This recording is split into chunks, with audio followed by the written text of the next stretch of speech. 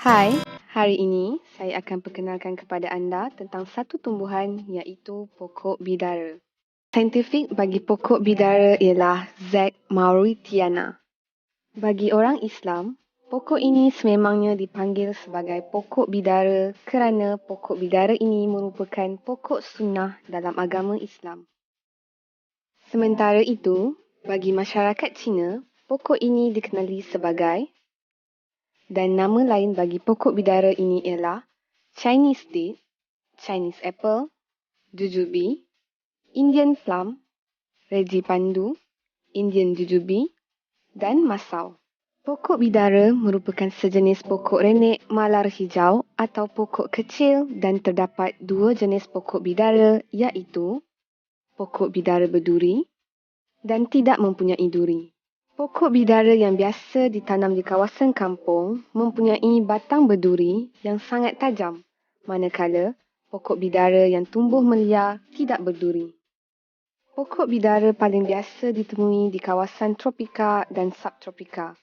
Ia berasal dari Afrika dan kini tersebar secara meluas di rantau tropika dari India, Afghanistan, China, Malaysia, Australia dan beberapa kawasan Pasifik. Pokok bidara merupakan pokok yang cepat berkembang dengan jangka hayat yang sederhana, cepat tumbuh dan boleh mencapai sehingga 10 hingga 40 kaki iaitu bersamaan dengan 3 hingga 12 meter. Sebenarnya, pokok bidara ini mudah didapati kerana ia ditanam di penjuru masjid ataupun surau.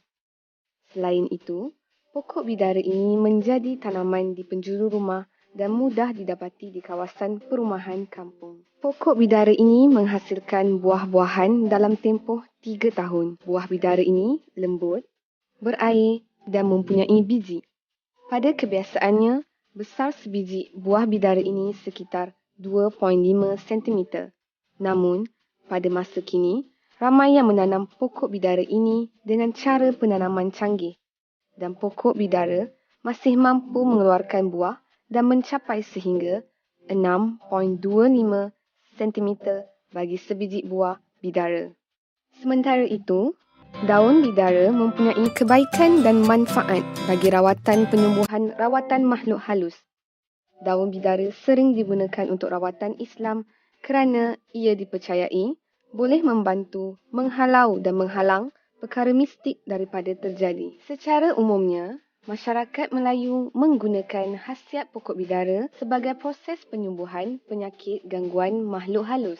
Namun, bukan buah bidara yang menjadi kegunaan tetapi daunnya telah digunakan bagi proses penyembuhan penyakit gangguan makhluk halus. Tidak kira rawatan untuk orang dewasa mahupun kanak-kanak. Umumnya, daun bidara telah digunakan untuk memandikan jenazah dan turut digunakan bagi mereka yang baru memeluk agama Islam. Selain itu, daun bidara memiliki khasiat penyembuh bagi pelbagai jenis penyakit. Di antaranya ialah cirit-birit, kencing manis, malaria, sakit gusi dan masalah sesak nafas. Kalau anda nak tahu, daun bidara juga dijadikan sebagai sabun mandian, syampu rambut dan minyak bagi mencantikkan dan menyihatkan kulit, manakala minyak bidara untuk mengubati gatal-gatal. Bagi kaum lelaki dan wanita yang tidak tahu, daun bidara disunatkan untuk digunakan ketika mandi wajib atau junub. Sementara itu, buah bidara mampu merawat penyakit paru-paru dan juga mencuci darah serta membaiki sistem penghadaman dalam perut. Ada dua cara untuk menggunakan pokok bidara ini. Caranya ialah dengan pertama, bagi kegunaan daun bidara, ambil 7 helai daun bidara dan tumbuk sehingga lumat. Selepas itu, ambil daun yang telah ditumbuk, masukkan ke dalam gelas minuman dan campurkan dengan segelas air kosong dan kemudian minum.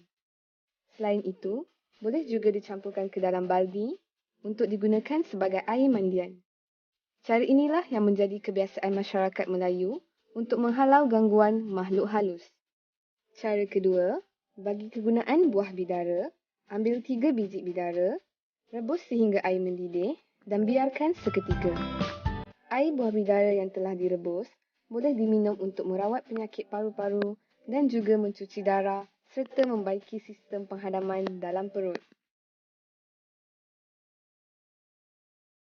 Jadi, disarankan kepada anda untuk menanam pokok bidara di penjuru rumah anda dan seterusnya mengamalkan pokok bidara ini kerana ia sangat bagus dalam membantu bagi proses penyembuhan penyakit, gangguan makhluk halus, tidak kira rawatan gangguan untuk orang dewasa maupun kanak-kanak. Selain itu, daun bidara sering digunakan untuk memandikan jenazah dan turut digunakan bagi mereka yang baru memeluk agama Islam.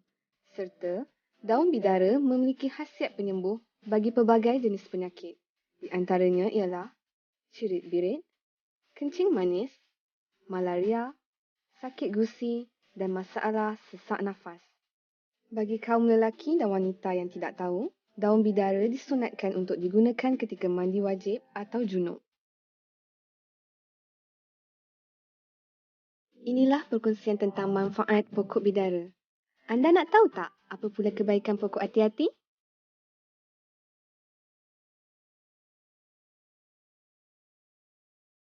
Jumpa lagi untuk video yang akan datang hanya di Herbal DT Channel. Sihat-sihat selalu!